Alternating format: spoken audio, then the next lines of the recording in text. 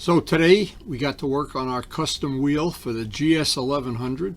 Started off the day with a ton of snow in the driveway.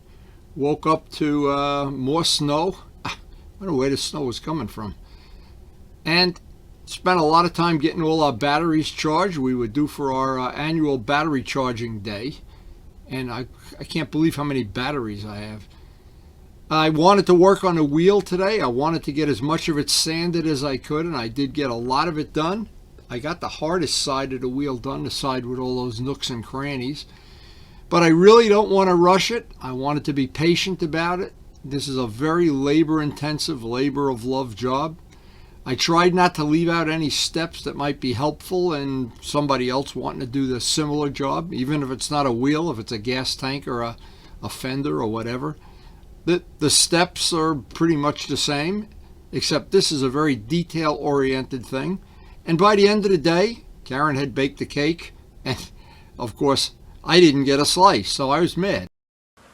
So last night, the temperature dropped way down again, and of course, we got more snow. We wake up in the morning, I thought I'm going to be able to work on my wheel today. I got to shovel snow. You're not missing a thing if you live in Florida, California, or Mexico. This has been a brutal winter. But no matter what, I just hope we're not going to get snow for another couple of days, because I'm really excited about getting some work done on this wheel today. The clear has dried up great. It's ready for its final wet sanding. And it would be a perfect day if the weatherman would just cooperate. But no matter what, it's not Groundhog Day, and we'll figure something out here. I don't know. Every day I keep thinking I'm going to wake up and it's summer, and it isn't. It's what I have right now. I got a shovel. I want to get that done. Maybe even have to use a snowblower today. I don't know. I got to measure how much snow came out there. Then I want to get down and work on that wheel. And while I'm doing that, Karen is baking a cake. Now it's still early, and I see there's still a little hole in the pond, so that'll save me a little bit of time. And it looks like a bright sunny day. Would probably be a great day if it wasn't 14 degrees out. But I definitely do have to use the snowblower. It never ends here. You can see by looking at the garbage can, that's about how much it snowed overnight. Anyway, nobody's going to do it for me. I got to get started.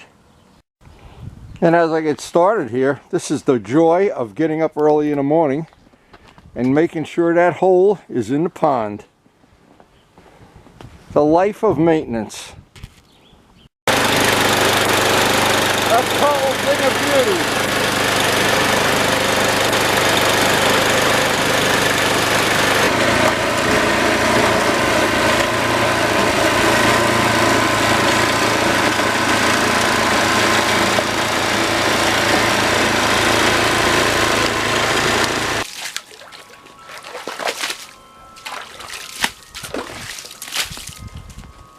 Kind of makes you want to have a pond, doesn't it?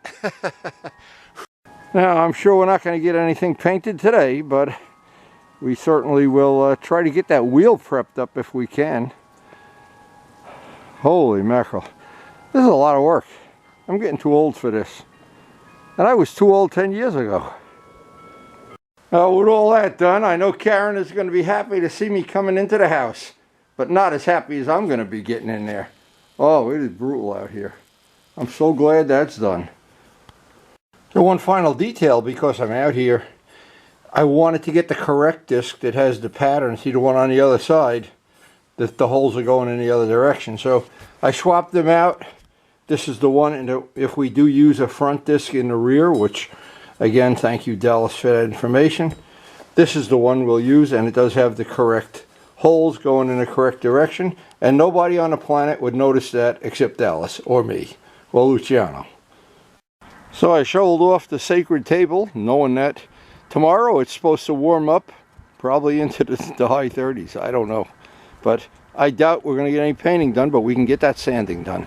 But I need coffee. I can't feel my toes and my fingertips. Now, one thing, when it's this cold, a lot of times I'll use my electric gloves, the battery-powered motorcycle gloves. I didn't think it was that cold out there, but it was. So I'm going to get everything charged up. It's a good day to charge up and remind me my jumper battery and all my spare batteries, everything here. I always have about once every 2 months, I call my Charge Everything Electric Day.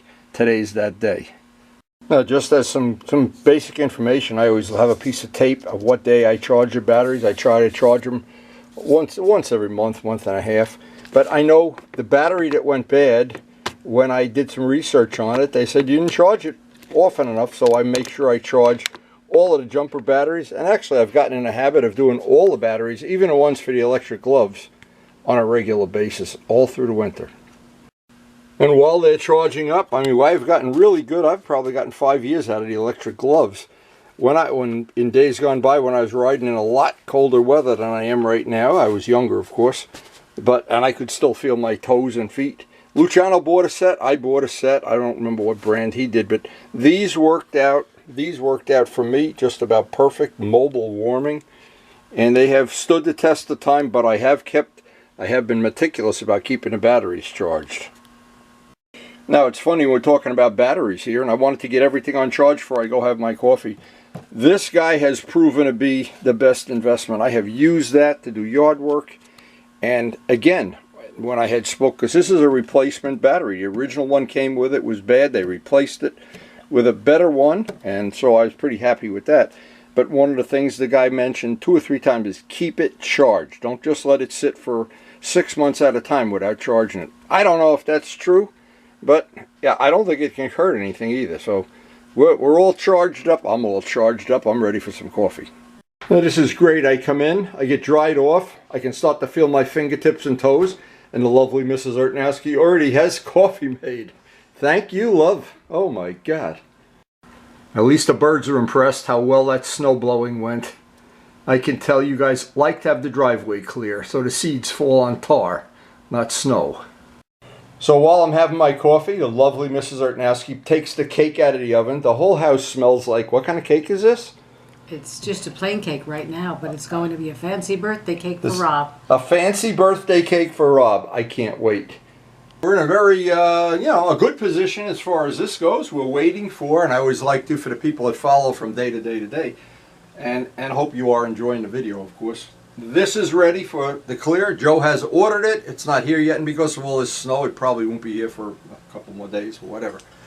I noticed the disc, and if you look at yesterday's video, the disc had these going in the wrong direction, and since we actually have 2 sets of these, so I picked the best of the best of these. Now, when Suzuki made the 1100, the first year it was out, the year I have, they recalled all the rotors and replaced all the rotors, and so I had a spare set about a month into owning the bike. That was pretty funny. But the second set didn't warp for 10 years. Then the third set, I've had 3 sets. Then I put EBCs. They lasted about 10 years, 15 years. They too got where the brake was just inconsistent. And then I went back I reconditioned a set of the older rotors, and they're still on the bike, and they've held up pretty good. So the rotor mystery of GS is mystery meat to me. I have no idea. And they said EBCs were the cure. And Joe, who owns the Ducati, he had them resurfaced. I'm not sure before this thing is over. I won't pull all the discs off and have them resurfaced. He's real happy the way that worked out for him. Just good information to pass on. Now I'm really looking at this really carefully. I want to make sure there isn't a spot I need to touch up. And I'll want to know that ahead of time, of course, and be careful. So what happened is I started this set of wheels. My vision was I wanted to have the wheel look like it was all machined. This is commonly known as a snowflake wheel. BMW uses a similar thing. Vince has a set of them on his BMW. And some people like them, some people love them, some people this, that. I happen to love them. So it's like why Karen loves me, who can tell, you know? But anyway, she's making me a cake, so I can't be mad. I'll be happy with that. Anyway, I'm looking at this, and it looks like the amount of primer and paint we have on here has for sure made this look like a casting. Now, the thing now I want to do is do a final sanding, and I'm thinking 1000 grit would be the answer. 1000 grit this whole wheel down, and put the final coat of clear for one reason. Then I would probably not be prone to buff it. It'll have enough of a shine if I do it that way. That'll save me all the thing of getting in here with a Dremel tool and trying to buff it and whatever. And the fact that some of the wheel is obscured by the disc and things like that. But to get that final quality, what I call the final quality touch, it's going to require maybe 2 days of sanding. But it couldn't happen at a better time because we got more snow coming. And accomplishing that goal of making it look like it's not a casting, I think realistically I've got that part of it in the bank. But now a lot of people would be prone to just leave it like this and go mount the tire. Well, we still got to get the curvy girl, and I'm sure that's coming from Texas. I'm sure Julie's already got it in the mail, but you know, US Postal Service, I'm not sure you guys are going to win the MotoGP award. But anyway, if I can show this, I don't know if I can, the way the light reflects on these bars on a snowflake wheel. I've been riding behind. One of them was Joe Roselli, his original Brutale. When I used to ride behind him, I'd try to get about at a 45-degree angle. And what would happen is I would see the whole wheel was exposed. I'd see the spokes sparkling. And I'd see, wow, did that look cool? I thought it was really cool anyway. And of course, all in the eye of the beholder. But as far as I can tell, this is as good as I've ever seen a snowflake wheel. And we're going to make it better. Time to wet sand. So we're going to be using 1000 grit Mirka and our favorite soapy warm water. Now I always think there's jobs, I call them the coal mining jobs. You don't need a lot of skill, basic minimum skill, but it's a lot of labor. It's coal mining, it's mixing concrete. This is one of them. This may go over the course of more than one day, but it won't matter with the way the snow is playing out. I doubt even if I had this done today, if that temperature is going to come up, that based on how cold it was this morning early. Wow. So what I wanted to show is, as I always do, one little spot in real time. Let me show it real quick, up close and personal. And that basically is what we're looking for. Now I'm not going to shut the camera off because I want this to have no camera cuts. But now if you look down there, that's with 1000 grit. I don't know if you have that, yes, 1000 grit. And what I want to do now, I want to do one section, one section, one section, one section. Then I'll start on the outer rim. Then I'll start up here. But at the end of it, I'd like as much of the wheel as possible to be flat. And that's the secret, I think, to really having that ultra. This is not just a good finish. This is show quality. And not show quality, the one that wins the show quality. And I think that's going to be a labor of love over many, many hours, but I think when we're done, that final coat of clear is going to be worth it. The thing is, when you start a job like this, any big job that I start anyway, and I'm used to doing this for many, many years, maybe too many years, and I always think, oh my God, I got so many hours ahead of me. But if you break it up into little segments, just break it up into, like if you're going cross country, break it up into 30 small trips or something. Do a couple 100 miles a day, and at the end of it, you got something. Now, in my case, I really want this because I never sell this bike. I'm not sure. And there would have to be some terrible thing happen that I would sell it. And I would pay any money to keep it as nice as possible. I've had it since it's new. It's been evil twinned up. I've got enough parts now to make 4 different evil twins. So in essence, I'll have, without ever re-registering a bike or without ever going down a motor vehicle or paying tax, and this is a free bike now for the rest of my life. So any investment I make in this, now I don't know if you didn't do this kind of investment in time, if, you know, next month you were going to flip it and buy another bike. I don't know. So anyway, I'm going to just break this up. I know ahead of time it's going to be time consuming. There's no sense pretending this is going to be done by lunchtime. It isn't. Now one of the really tricky areas to do is the stripe, and I'm using my thumb to get up.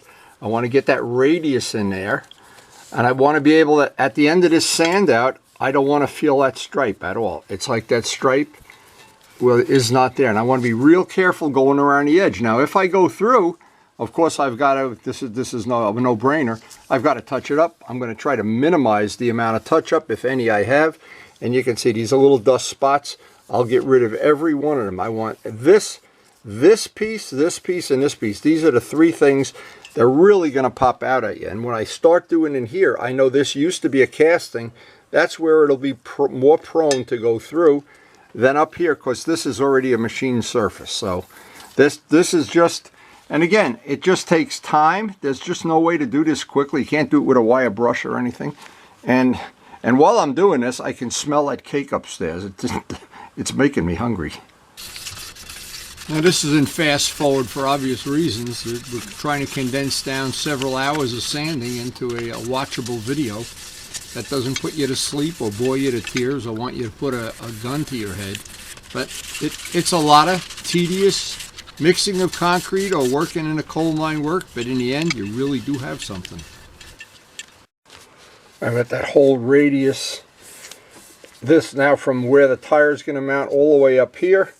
The next step is going to be to start in on these one section at a time. But you know what? I smell that cake upstairs. I think Karen's going to be ready to decorate that cake pretty soon. So this is a good time for a coffee break. So Karen's got the cake ready to decorate, and it's a good time to take a break from this sanding. This sanding goes on for hours, of course. And maybe maybe I should take more than one break. Now we're starting to decorate, and she's got Teddy Grahams. We got Teddy Grahams on Rob's birthday cake so far. Rob, happy birthday from us. I think I'll have a few free samples here. See, if Miles was here, he'd be sticking his finger in that and taking free samples. But we're going to have a nice birthday party, and I hope the cake goes over well.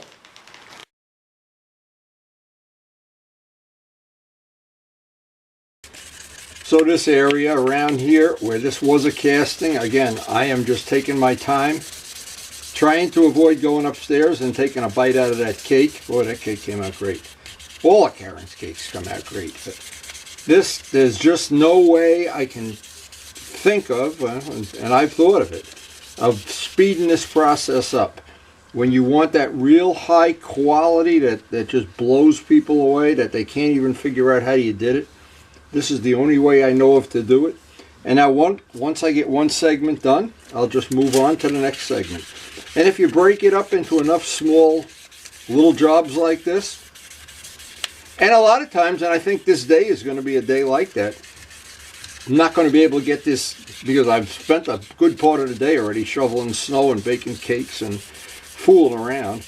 But if I set a goal here, maybe I'll get part of it done. And whatever I don't finish today, I'll finish tomorrow. What that'll do is make two very easy days instead of one really difficult day where you have a sore arm or what happens is you're at the end of it, you try to speed it up or rush it or skip steps or something, and then at the end of it you said, gee whiz, I put all this time and energy into it, didn't come out exactly the way I wanted. I'd rather break it up, and I'd rather it be a day late but be perfect.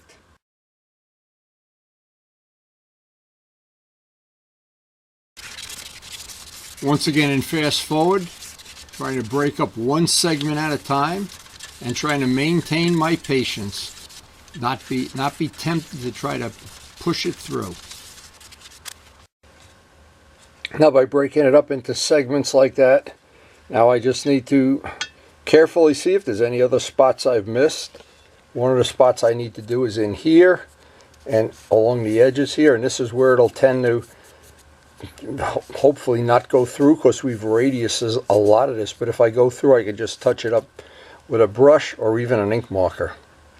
Now doing the spokes, there's just no quick no cheap way to do this. You just got to get in there and do it. And the more you spend, the more time you're willing to spend at this step, when you're all done, you got something really special, really unique. You're not going to see a lot of these. You may not see any, I don't know. Maybe I'm the only crazy person in the world, I don't know. But anyway, I do like these custom wheels, and I really think that aside from the paintwork, the wheels are number two to make that bike your own. Anyway, every one of these steps has to be done individually.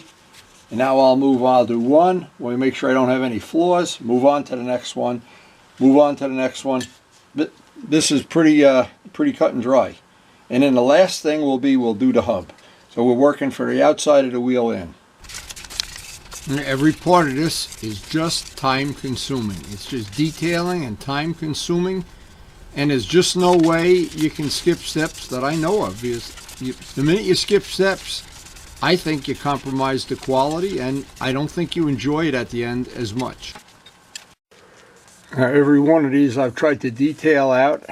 I think realistically I'm only going to get one side of the wheel done today.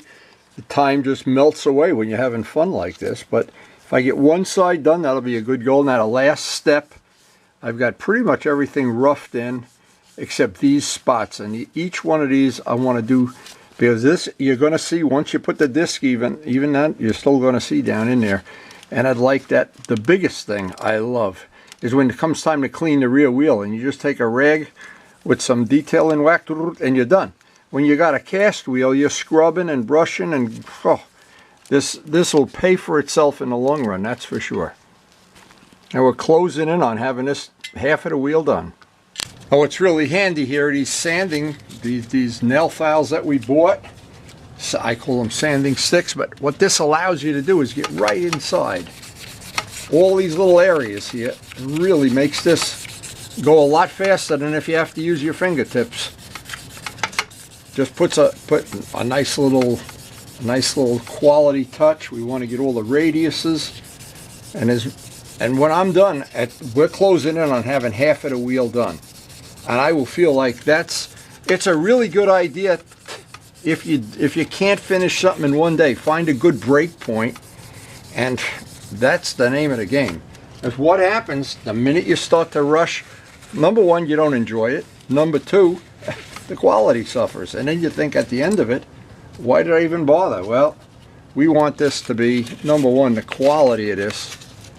I want the quality to jump right out at you, not be that you have to sit and think about it for a while. But we're coming up on the end of this one side of the wheel, and I think that is going to be it for today. And I will sleep like a baby tonight. Knowing half is done, I can finish this up tomorrow. Hope it won't snow, but it probably will. There's just no substitute for having patience, taking your time, and don't skip any steps. And I hope when I make these videos, I hope I'm able not to skip steps, so people that want to do this kind of work can do it reasonably.